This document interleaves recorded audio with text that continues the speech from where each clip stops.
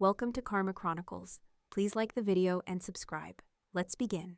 I was in the kitchen, chopping vegetables for the appetizers, when the laughter and voices from the other room drifted in. My dad's monthly gathering. Another round of shallow conversation about business deals, real estate, and the latest stock prices. The usual.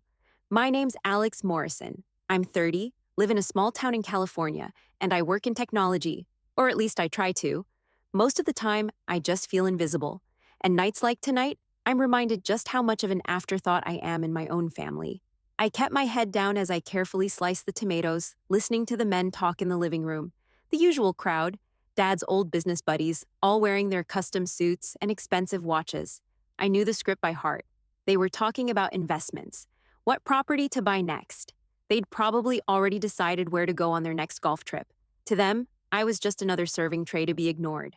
Ethan's up for that promotion. He's got that edge, Knows how to work a room, my dad said, his voice booming through the house. Ethan was my older brother, the golden child, the one Dad always praised. No surprise there. Sarah's still doing well with her firm too. I mean, who would have thought? Dad's voice was practically dripping with pride. Sarah was my sister, the one who had it all together. She had the perfect career, the perfect house, the perfect husband. Everything they always wanted. And then there was me. Alex, what about you? Still dabbling in that tech stuff?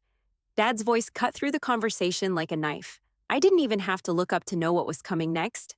The dismissiveness in his tone was enough. Yeah, tech, I muttered under my breath, trying to sound casual. It's going well. Well, it's just not the same, is it? Dad said. He didn't mean it to be cruel. Or maybe he did. Either way, his words stung like a slap. I stayed quiet, focusing on the vegetables in front of me. The knife in my hand was a good distraction. No need to get too deep into it, my dad continued, dismissing me in the same breath. I mean, all that coding and programming, it doesn't have the same impact as, say, investing in something tangible, right?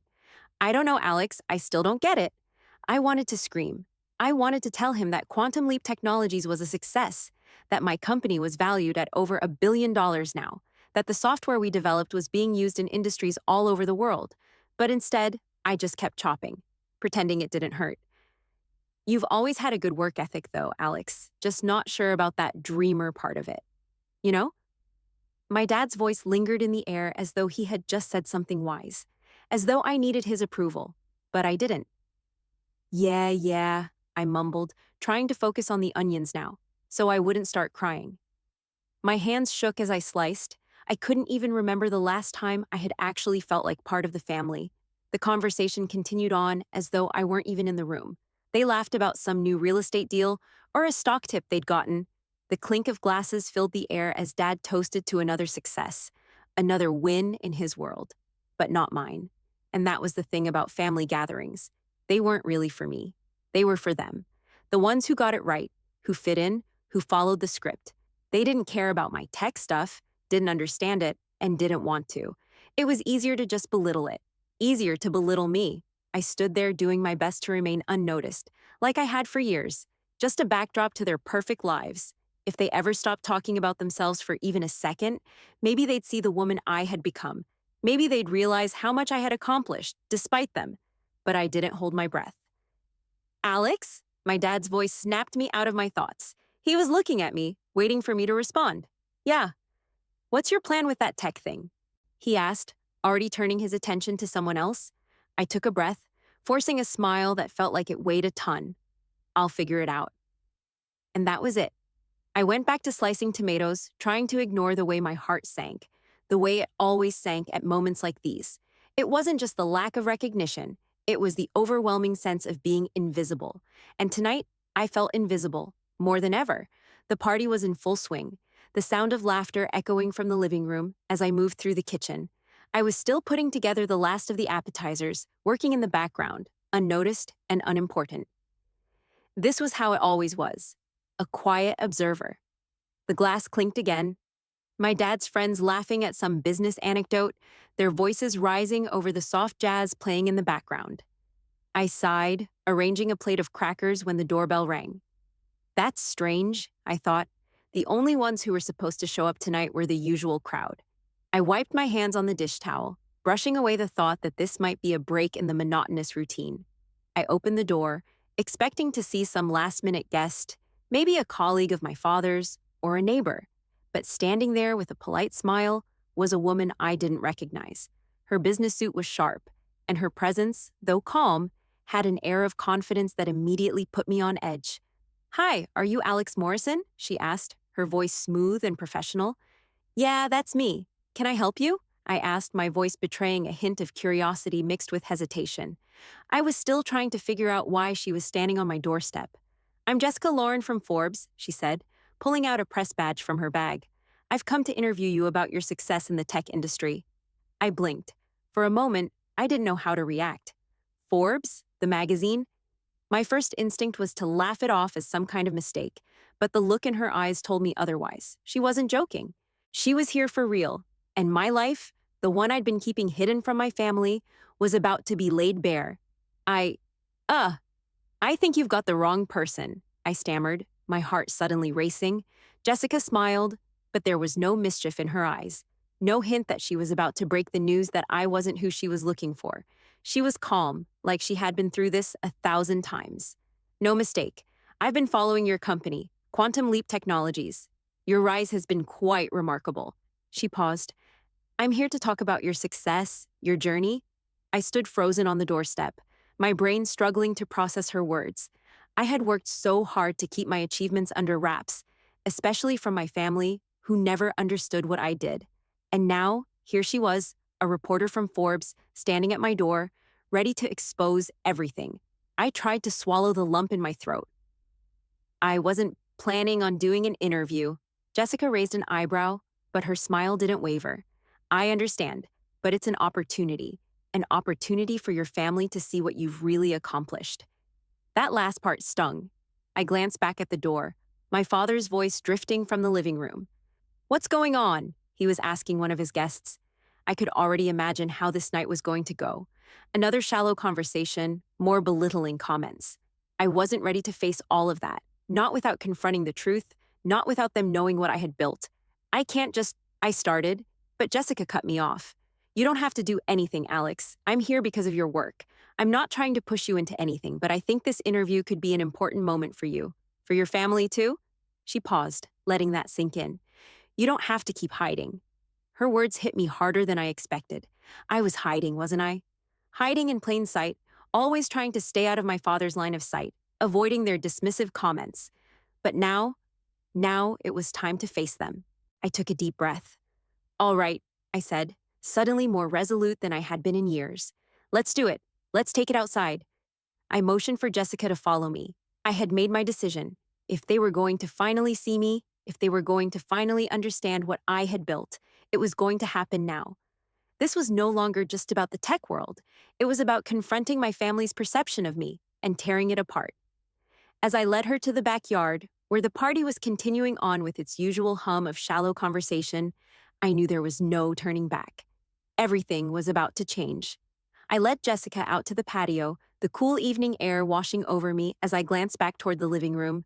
The gathering inside hadn't lost momentum, the sound of laughter and the clinking of glasses continuing, as my dad and his friends chatted about their latest business moves. The casual arrogance in their voices made my skin crawl, but there was no turning back now. "Just a sec," I said to Jessica, taking a deep breath as I turned toward the men who were still oblivious to what was about to happen.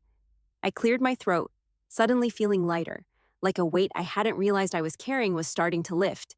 "Dad," I called out, interrupting a particularly loud burst of laughter. "I need you to hear something." The group of men looked at me as I stepped into the living room, Jessica following closely behind. My father gave me a curious look, his brow furrowing slightly. His friends exchanged glances, but quickly returned to their conversation. It was clear they didn't see me as important enough to be interrupted. I squared my shoulders, the anticipation in my chest building with each passing second. This was it. "Jessica Lauren," I began, motioning toward the reporter at my side. "From Forbes. She's here to interview me." The room fell silent. The men who had barely acknowledged my presence all night now paused, their eyes flicking between me and the woman standing beside me.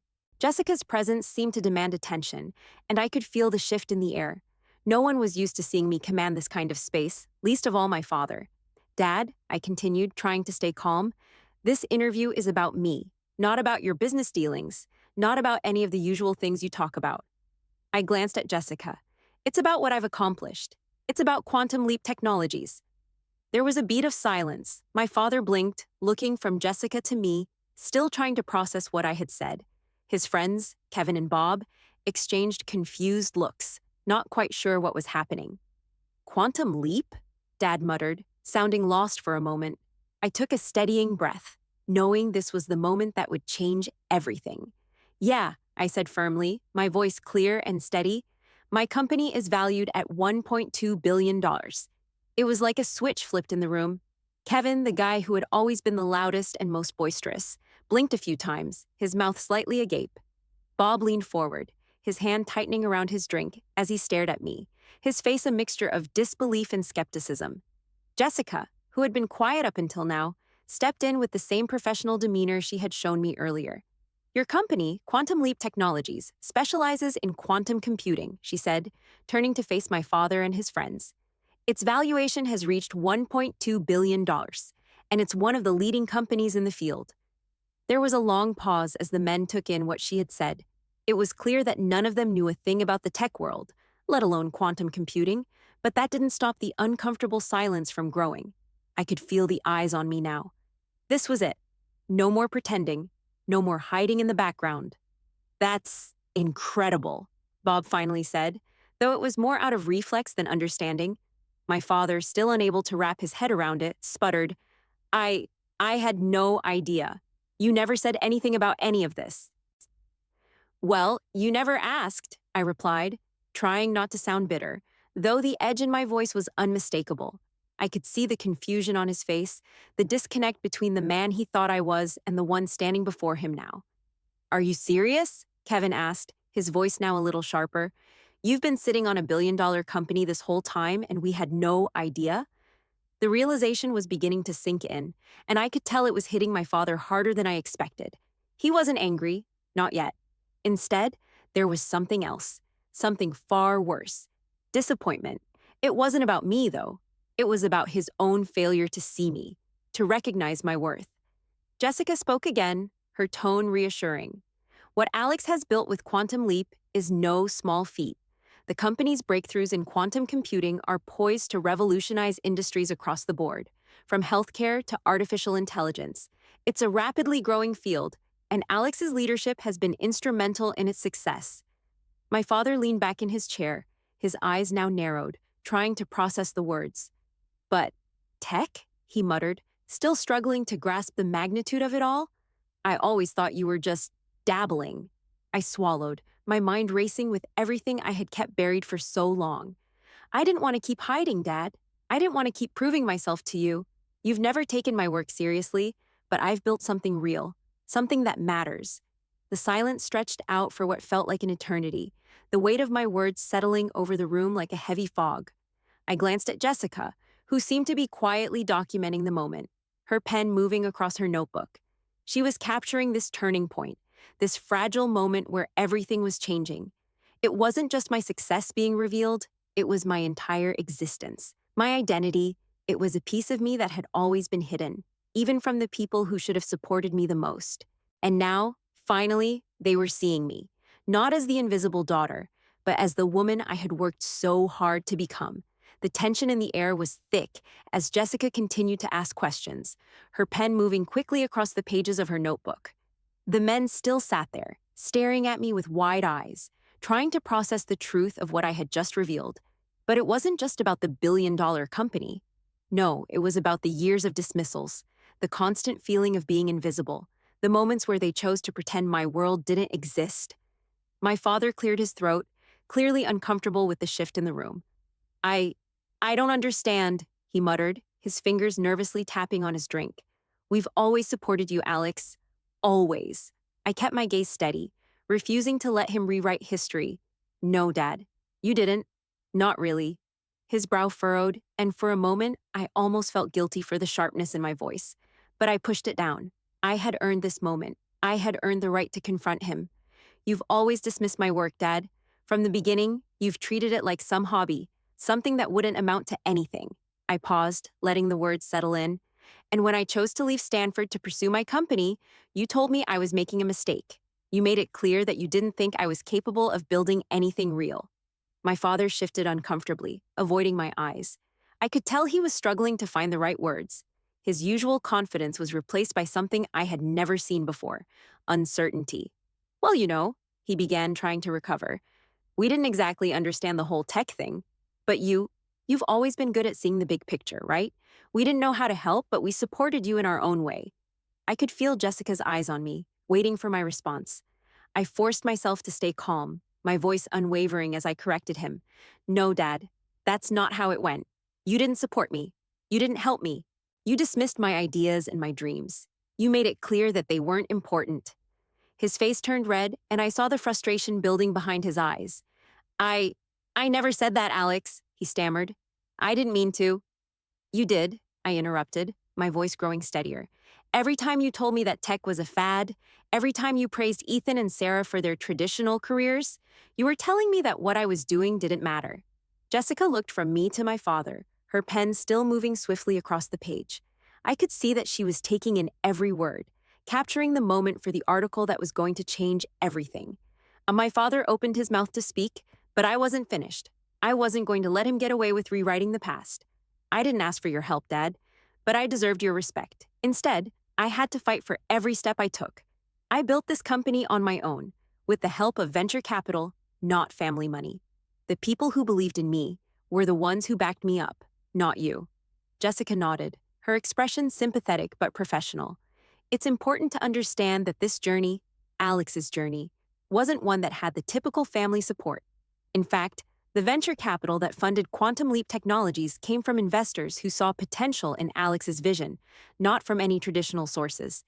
My father shifted in his seat, his jaw clenched. I could tell that the truth was hitting him harder than he had expected. He opened his mouth, but nothing came out.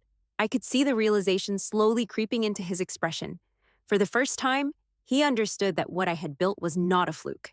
It was the result of years of hard work and belief in my own ideas.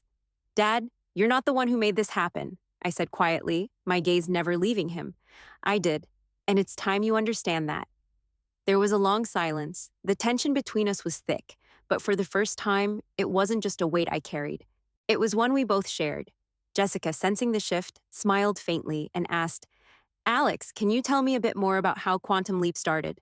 What were the early days like for you? I glanced at her, grateful for the opportunity to steer the conversation away from the emotional moment.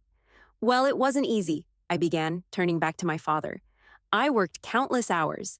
There were times when I wasn't sure if it was going to work.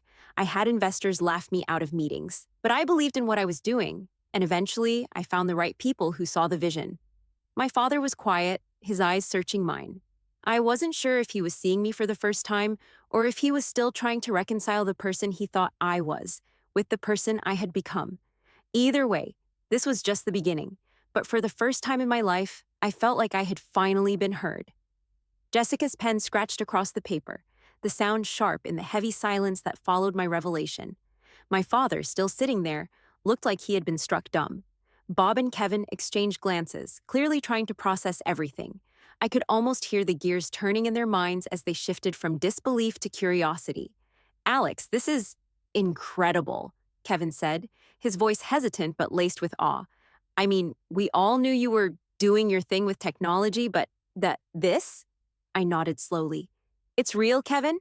It's not just a thing anymore. Jessica, sensing the need to fill the silence, spoke up. Alex's company, Quantum Leap Technologies, has revolutionized quantum computing. It's one of the most promising startups in the industry, and its $1.2 billion valuation speaks volumes about how far it's come. The room went dead quiet. Even my father, who had always been quick with a comment or a joke, stayed silent. I could feel their eyes on me now, but it wasn't the kind of attention I was used to. No longer dismissive or patronizing, they were finally looking at me as though they were seeing me for the first time. It was both exhilarating and suffocating. You didn't tell us this, Bob said almost accusingly. Not once. How could you not tell us?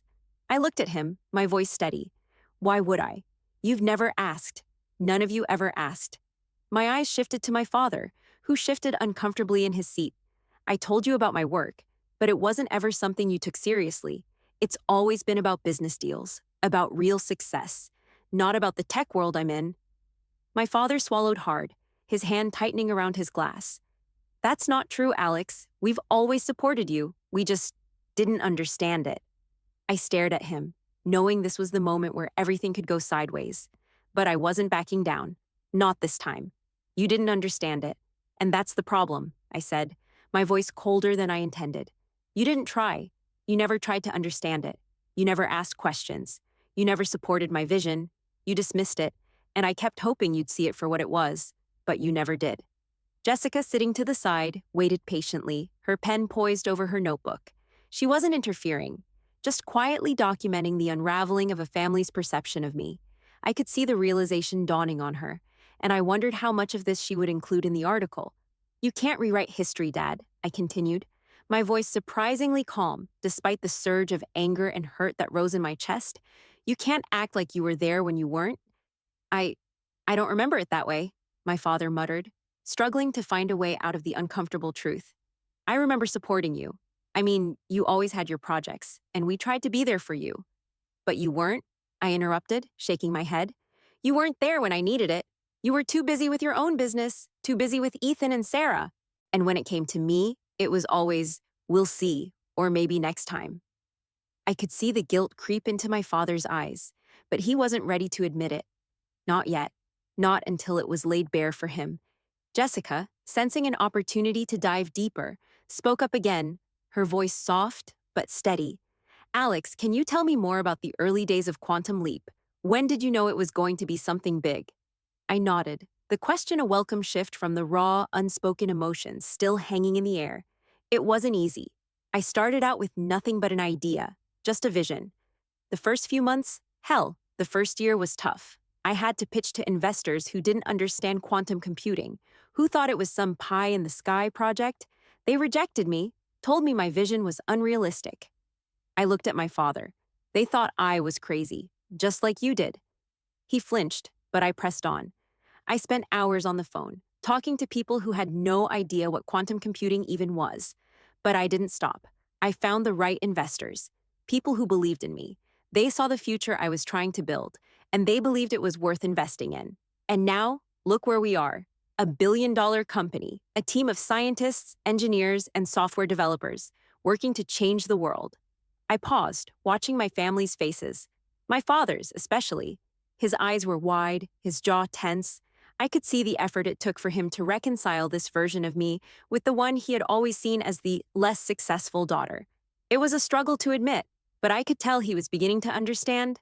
"But Dad, it wasn't you," I said quietly. "It was the venture capitalists who saw something in me, not you." For the first time that night, I saw my father's defenses begin to crumble. He looked away, his lips trembling as though he wanted to say something but couldn't. It wasn't easy for him to admit, and maybe it wasn't something he would say out loud. But in that moment, I knew that the seed of recognition had been planted. My father finally looked up at me, and for the first time in years, I saw a flicker of something close to respect in his eyes. He didn't say it out loud. He didn't need to. The truth was undeniable now. The interview had taken a more personal turn. Jessica, ever the professional, shifted in her seat, her pen poised in the air. The questions now were about me, about my journey, about the relationships that had shaped my path. She was gentle but probing, her questions digging deeper into the story of how I had gotten here. "Alex," Jessica began, her voice calm but direct, "we've discussed your company and its impressive valuation. But what about your family? What role did they play in your journey? How did your relationship with them shape your success?" The question hung in the air for a moment, and I could feel my heart rate pick up. It wasn't a question I was prepared to answer, but it was one I knew had to be asked. I had never been honest about my relationship with my family, not with anyone, not even myself. I shifted in my seat, glancing at my father, who had been uncharacteristically quiet ever since Jessica's questions had started. His eyes were on me now, filled with something I couldn't quite place. Was it guilt, regret, or simply the uncomfortable awareness that he had been wrong about me all these years? I took a deep breath, gathering my thoughts. "My family?" I started, my voice cracking slightly. My family was always hard to please. They didn't understand what I was doing, and they certainly didn't think it was important. You know, my dad always had a vision for what success looked like. It was tangible. It was about money, investments, properties. That's what he valued, and I never quite fit that mold. I glanced at my father. His expression was unreadable, but I saw his jaw tighten. Early on, when I was still figuring things out, I tried to talk to him about what I was working on. But it was always the same response. "That's nice, Alex, but when are you going to get a real job?" I paused, the weight of those words still sitting heavy in my chest. I dropped out of Stanford because I believed in my vision. I believed in what I was building. But my family, especially my father, didn't see that. They didn't see me as capable. They didn't support me the way they should have. My father shifted in his seat, his eyes downcast. He opened his mouth, but no words came out. It was almost as if he couldn't find a way to defend himself, and part of me felt a strange mix of satisfaction and pity. "Why didn't you understand, Dad?" I asked, my voice softer now, but still full of emotion. "Why didn't you see that I wasn't just dabbling? Why couldn't you see the potential in what I was doing?" He looked at me, his eyes pained, but he still didn't speak. Jessica, sensing the growing tension, turned her attention back to me.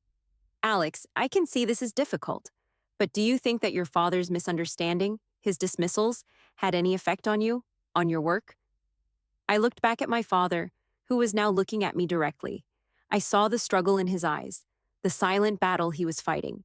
He had always been a man of pride, never one to admit he was wrong, but I could tell this moment was breaking through, and that, for me, was enough. "Yes," I answered Jessica, my voice steadier now. "It affected me in ways I didn't realize until recently. I had to prove myself to everyone, including my family. I didn't just have to build a company. I had to prove to them that I was capable, that I wasn't just wasting my time." My father looked away again, the words hitting him harder than I think he had expected. The silence between us was thick, uncomfortable, and I realized that, for the first time, I wasn't angry anymore. I was simply tired. Jessica pressed on, her voice gentle but probing. "Do you think your father understands now? Do you think he sees what you've accomplished?" I turned back to him, my gaze meeting his. "Do you, Dad?" I asked quietly. For a long moment, my father didn't speak. Then, finally, he let out a heavy sigh. I don't know. I didn't understand it, I didn't see it, but now I see how wrong I was. And for that, I'm sorry, Alex." The words were like a balm to an old wound. I wasn't sure if they healed it, but they certainly eased the pain. I could see the sincerity in his eyes, and I realized then that he wasn't the man I thought he was.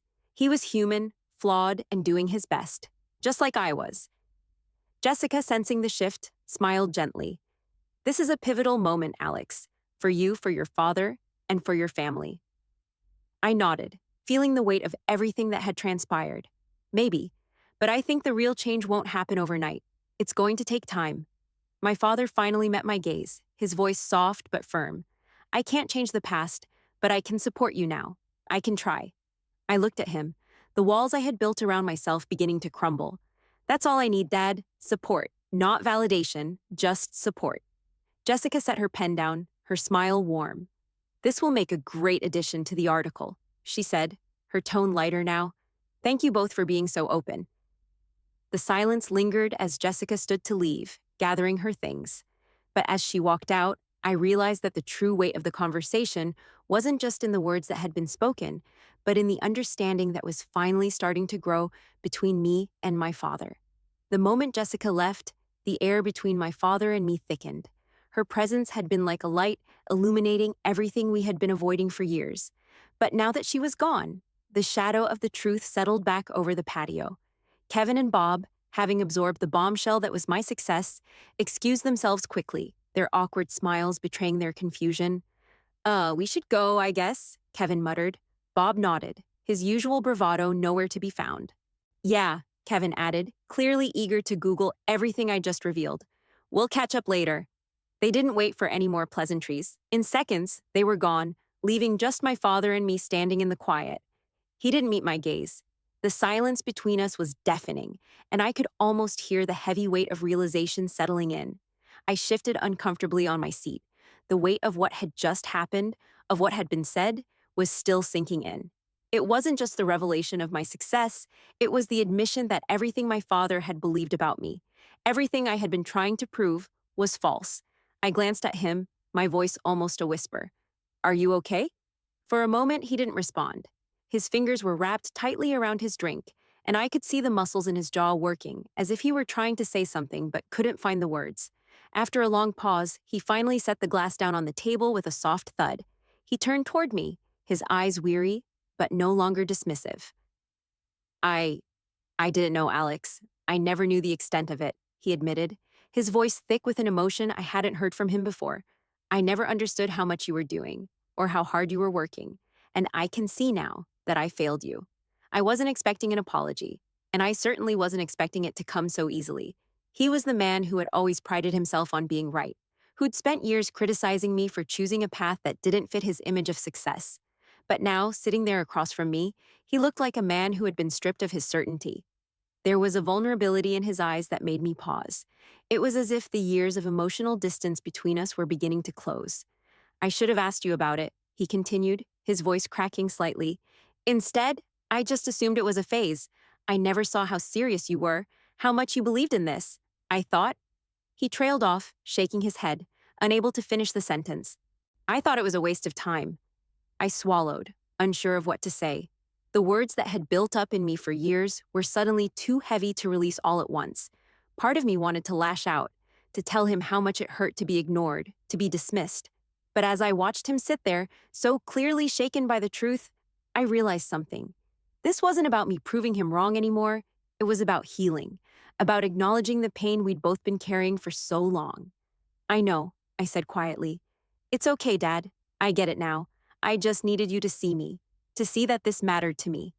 He nodded slowly, then hesitated before speaking again. I've always been proud of you, Alex. I didn't know how to show it. I've always been caught up in the idea of what success should look like, and I didn't see it in your work. But now? His voice trailed off again, and for the first time, he looked vulnerable, almost childlike. Now I understand, and I'm sorry I didn't see it sooner. My heart tightened. His apology, though long overdue, felt like a weight had been lifted, but there was still so much left unsaid between us. The years of silence, the missed opportunities to connect, the distance that had stretched between us for so long. One conversation wouldn't fix it, but it was a start. I appreciate that, Dad, I said softly, not sure if I could say more. But it's not enough to just understand now. It's going to take time. It's going to take more than one apology. I need to see the change. I know. His voice was steady now, and I could see the sincerity in his eyes. And I'll prove it to you. I will. I don't expect things to be fixed overnight, but I'm willing to try. I nodded, my throat tight.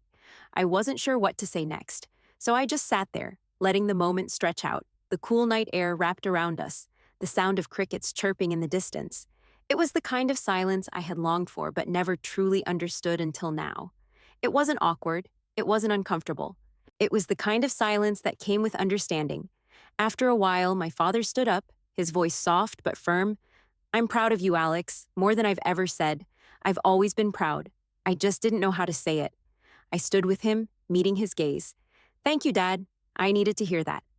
With a final sigh, he turned to leave, but then paused. One more thing, he said, his eyes twinkling with the faintest hint of mischief. Can you tell me a little more about quantum computing? Because I have no idea what that even means. I couldn't help but laugh, a sound that felt foreign but freeing. I'll explain it to you, Dad, but first, let's get through dinner. And for the first time in my life, I didn't feel invisible. I didn't feel like a disappointment. I felt seen. The night had passed in a blur. The silence that hung in the air when Jessica left the patio lingered, heavy and profound. As the sounds of the gathering slowly returned to their usual chatter, I found myself sitting alone with my father. He was lost in his own thoughts, his gaze distant. The storm of emotions, of confessions and apologies, had only just begun to settle. It was after Jessica's departure that the weight of it all truly hit me. The words were spoken, the truth exposed. My family had seen me differently, perhaps for the first time in years. And in the quiet that followed, I realized something that I hadn't fully acknowledged before. This wasn't just about success, it was about recognition.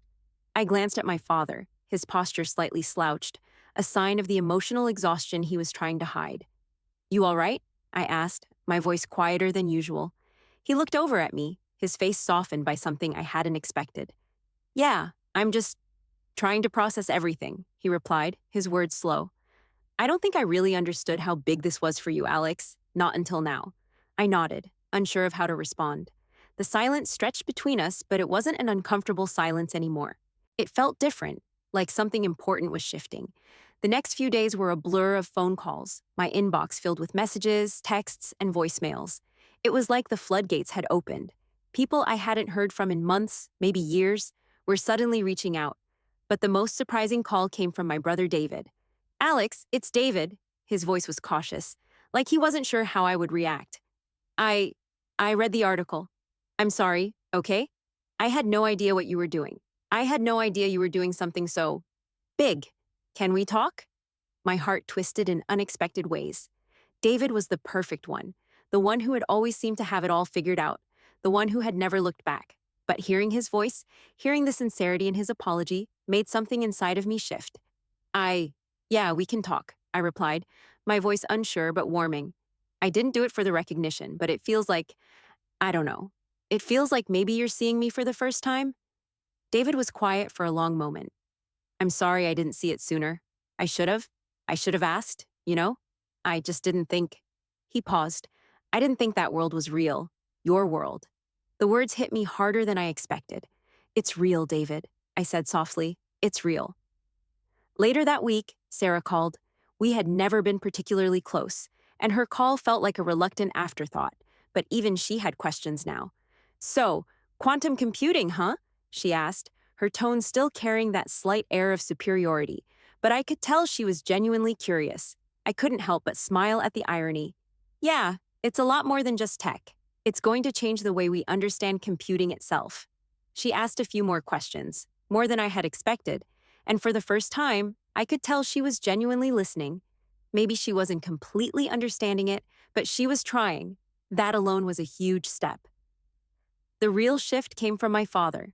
Every time I walked into the house, I could see him sitting in the living room, his face buried in some tech journal or article. It wasn't just curiosity, it was genuine effort. He was trying to understand my world, something I had never thought would happen. One evening, I walked in to find him poring over an article on quantum algorithms. "Hey, Dad," I greeted him cautiously. "What are you reading?" He looked up, a sheepish grin crossing his face. "I'm trying to understand this stuff. I figure if I'm going to be proud of you, I should probably know what you actually do." His words were light, but there was a sincerity in them that made my heart swell. "Well, it's a start," I said with a soft laugh, leaning against the doorframe. "I'm proud of you for trying." He nodded, not quite meeting my eyes, but his words were quieter, more intentional this time. "I never realized how much you'd been carrying on your own, Alex. I'm proud of you too. More than you know."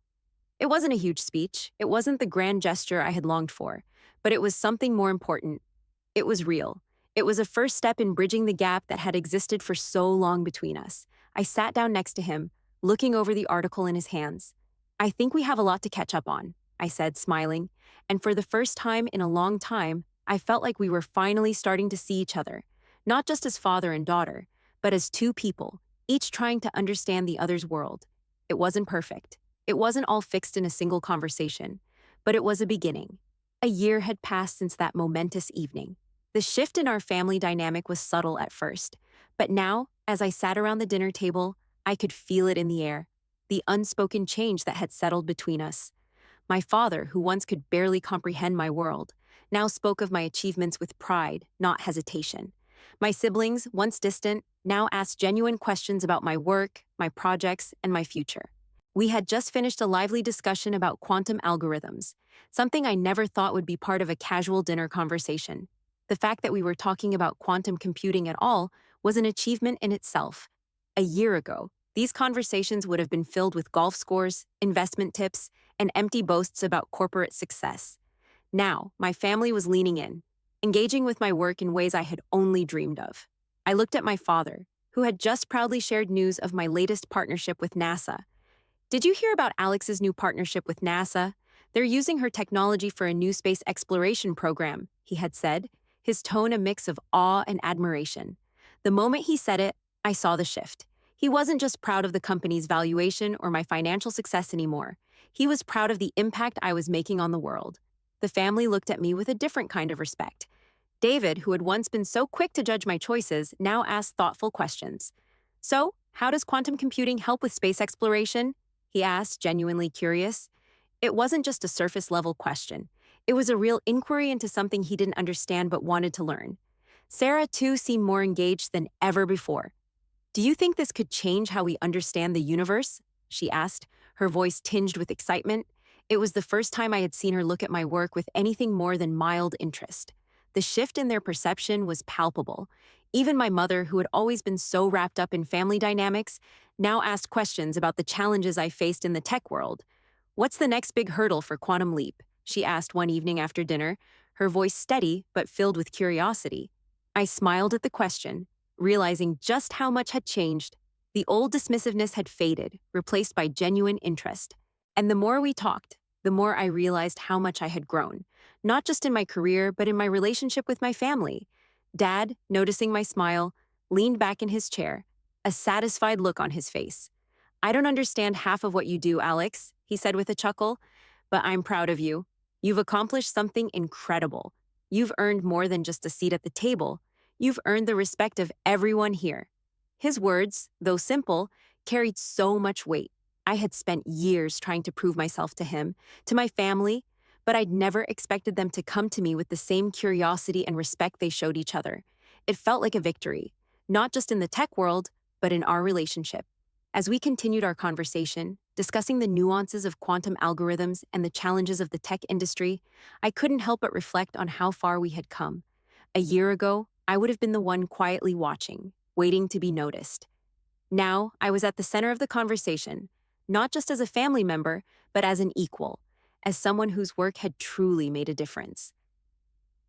Later that evening, as the conversation turned to other topics and the night wound down, I took a moment to look around the table. I wasn't the invisible daughter anymore.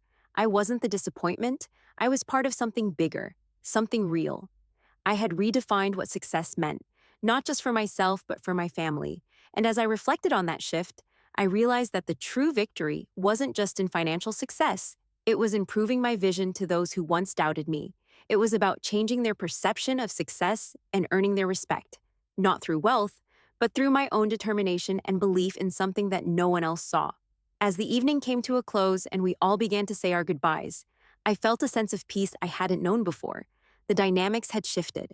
My family had finally embraced the world I had built, and in doing so, they had embraced me, not just as their daughter, but as someone who had carved her own path, with all the grit and resilience that came with it.